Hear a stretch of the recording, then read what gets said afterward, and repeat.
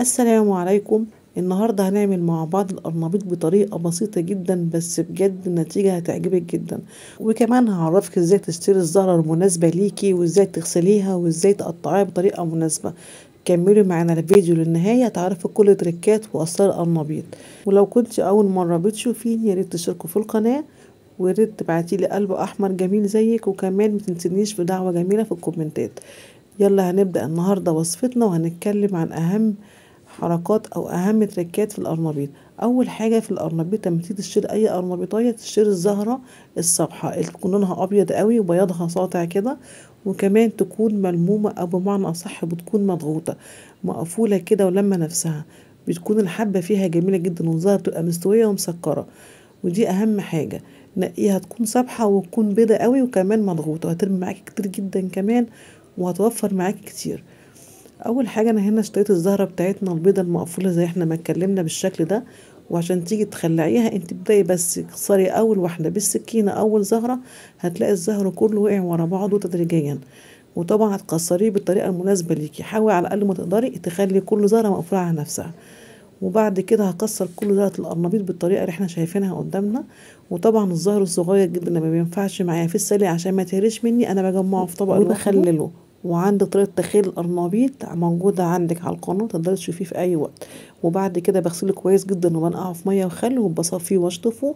وببدأ بقى أجيب حلة اللي هسلق فيها القرنبيط، بحط فيها زهر القرنبيط اللي أنا قطعته كله بعد ما صفيته كويس جدا من المية، وبزوده مية نضيفة، وبضيف له معلقة من الخل ومعلقة من الكمون ومعلقة من الملح وربع معلقة من السكر، وبحطه على النار. بسيبه بقى يغلي مع نفسه كده، مبياخدش معاكي وقت. عامة القرنبيط من الحاجات السهلة بتستوي بمنتهى السهولة. هتبداي تعملي تيست كده على طلعي واحده وبالشوكه هتلاقيها بتتكسر معاكي، تعرفي ان هو كده استوى تحطيه في مصفى هوا ما تغسلهوش. ونبدا بقى نحضر الخلطه السليه بتاعتنا.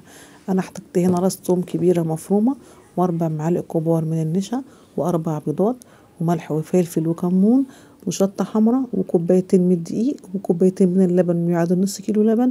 والخضره بتاعتنا بس شبت وكزبره مش اكتر من كده.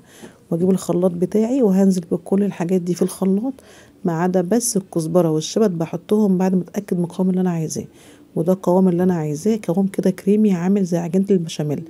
وطبعا بتقللي الكميه او بتزوديه على حسب القرنبيط عندك قد ايه، على حسب كميه القرنبيط او كم اللي انت سلقاه طبعا.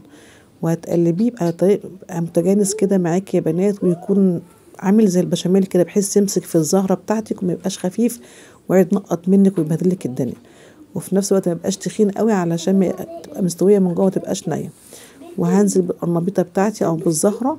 الزهره عادة تكون حجمها متوسط كده، لو كبيره كسراها اتنين، لو صغيره حطي معاها واحده تانية بحيث ما تحرقش منك. وحطي الزهره في الخليط وطلعها على الزيت على طول. الزيت عندي هنا بيكون سخن. اول ما بنزل بالقرنبيط بتاعنا ويبدا ياخد لون من تحت، بوطي النار واقعد اقلب على الجنبين لحد ما اتاكد ان استوى من جوه ومن بره. هتلاقي من جوه مستوي ومن بره فيه قرمشه ملهاش حل. ما شاء الله بالهنا والشفا، بجد الخلطه مش محتاجه كلام، انت هتجربيها بنفسك وتعرفي. وكمان زودت بطاطسيه مسلوقه بنحطها في نفس خلطه القرنبيط وبنقليها، بيبقى طعمها حلو قوي بخلطه القرنبيط يا بنات. وده شكل القرنبيط بتاعي بعد ما خلصت من كل الكميه. بسم الله ما شاء الله، والله يفتح النفس. اتمنى تجربوا الوصفه بتاعتي وان شاء الله تعجبكم.